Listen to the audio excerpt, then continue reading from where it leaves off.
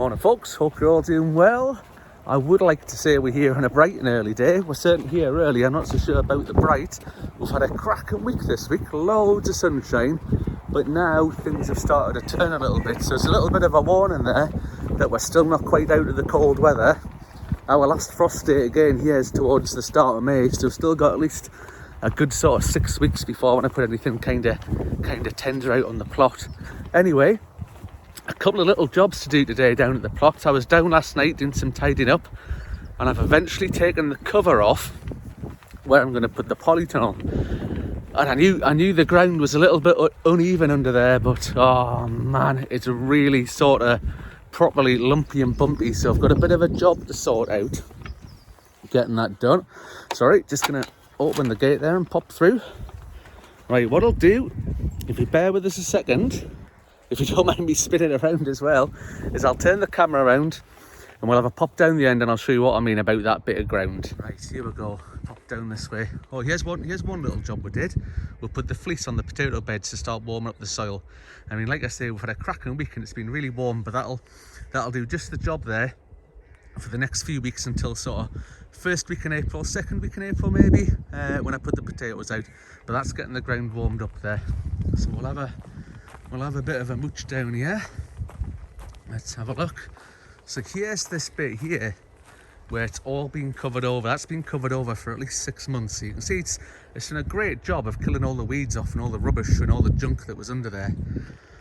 And it just looks, I don't know, it just looks like a bit of a disaster. I've marked out where the polytunnel is going to be. So we've got these posts out here. I'll probably put string between them at some point. Let's see, I've got another one up here. There we go, just marking out where it is. But I don't know if you can see the ground very well or not from here. See if I adjust the angle a little bit.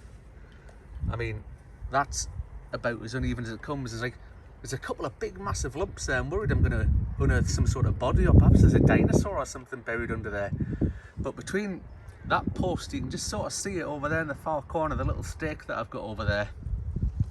And the one over this side that's just there, there's a massive difference in the height. There's I'd say at least 6 inches between the difference in height of them. So I need to decide what to do. I don't have a rotavator. Ideally, I could just rotivate it all and then sort of rake it out and stamp it all down. But I might have to get the shovel out. Certainly all those dead weeds and things there, you can see the brown on top where all the weeds have died off and are sort of hanging around there. I'm going to have to strip all that off first of all. And there's going to be a load of stones in there, guaranteed. So I suppose there's only one thing for it, and that's to get started. Wish me luck. I'll be back with you when I've got some progress made on it. Well, there's a spot of good luck. Let's just walk down here again to where I was just before, where I've got this unmitigated disaster of a mess. Let's have a spin round, and I'll go down on my hunkers, and you might be able to see it behind us there. There you go. So I got the wheelbarrow out and the shovel, and I stood there looking at that uneven ground thinking, what the hell am I going to do with this? Honestly, I can't tell you what a mess it is. So Russell, who is the all-known allotment person down the far end there, honestly, what a top guy. He's the guy who gave us the pond the other week there to put in. I went down and had a chat with him, and I said, Russell, can you come and look at this and tell us what the best way is to sort this out? And he goes, I tell you what, I've got a rotavator you can borrow. So we're a little bit early in the morning, yeah, it's still only 9 o'clock, and there's houses like sort of over that way. So he says, I'll bring it along about 10 o'clock, you can borrow the rotavator, run it over that, rake it level, job done. What an absolute legend. That's going to save me so much time and effort this morning in getting that done. I mean, I'm only going to be here till lunchtime, and I thought that was going to take us sort of days digging by hand. So I've never used a rotavator before, so if you want some comedy footage, I'll set the tripod up and I'll film me trying to use this thing at about 10 o'clock and we'll see how it goes. But in the meantime, we can get some other jobs done. So if you bear with us, I'll whiz the camera around and we'll sort out some of that stuff. So, not everything goes according to plan down here on the allotment from time to time. One thing I really like is Brussel sprouts. And I had an absolute unmitigated disaster with them. I mean, look at the mess of this. I mean, right, I have left them. They were kind of ready. And I've left them and I took the cover off them and I thought the pigeons might come and eat them. But the pigeons don't even fancy them. But I think what the problem is two things. One, I put them in too late.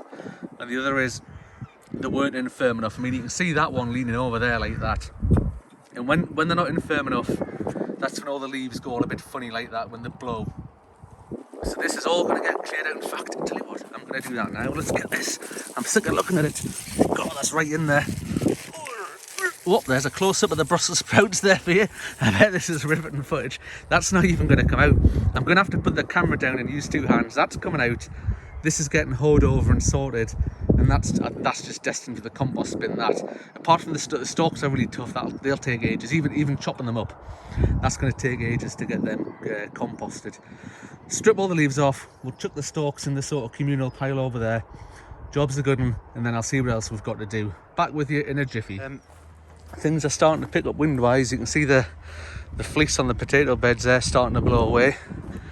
So if we have a wee wander up here, this is us filling in the hour before the excitement of getting the rotavator. As you might remember from the video the other day, this new raised bed got built. So that's all been filled up. Sorry, if you see the fork flashing in front there, I'm pointing at the bed with the fork. That's all been filled up there. It's kind of a mix of topsoil and compost, and there's a bit of 6X and some chicken manure on the top there.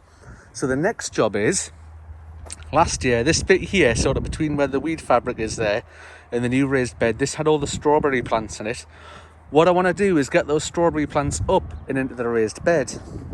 Now it looks like a right mess, and to be honest, it is a right mess, but if we have a closer look, you can see that there's loads of little strawberry, I'll use the fork again, loads of little strawberry plants there, just to point them out. There's some over here, and there's one sort of down here. So they've all been sending off runners during the colder months there. So I'm about to dig them all up.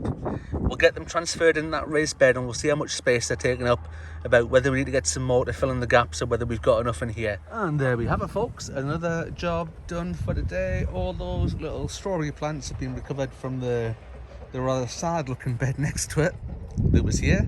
It's now going to become a flower bed. And over here they've been transported into the new raised bed. There's loads of nutrition in there. So you've got some of the 6X in there, and we've got some of the chicken manure as well. When I was putting them in, because this bed's got a mix of topsoil and compost and what have you in it, it is a little bit dry still. I did water it before I put them in.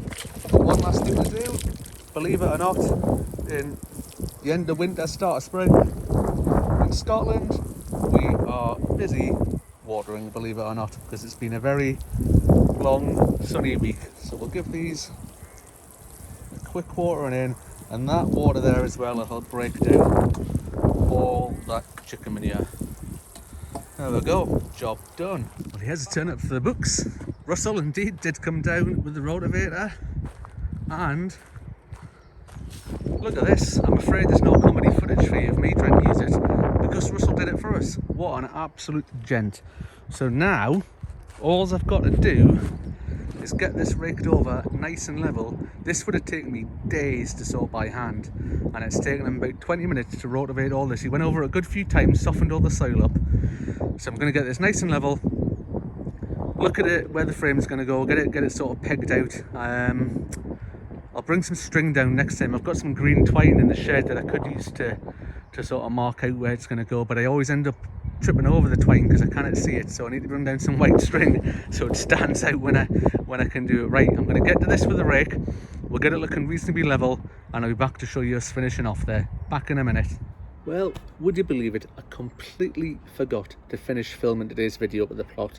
I was too busy talking to the people on the plot next to us at the end of the day, and I totally forgot to do it.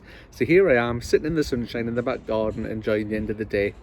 The plot's looking great. I got loads of little niggly jobs done today, and absolutely thrilled to bits with the bit that's been rotavated, and then I've raked it over to get it nice and level. Tonight's job, get on the First Tunnel's website, look out for Polytunnel, spec it up and get it ordered ready for delivery. If you want to keep up to date with what we're doing, you want to see us doing that Polytunnel project, anything like that, subscribe to the channel. Absolutely free, doesn't cost you a single penny. Or click the little notification bell thing, and every time we do a new video, one will pop up. Okie dokie, that's me done for the day. We'll see you again, folks. Bye for now.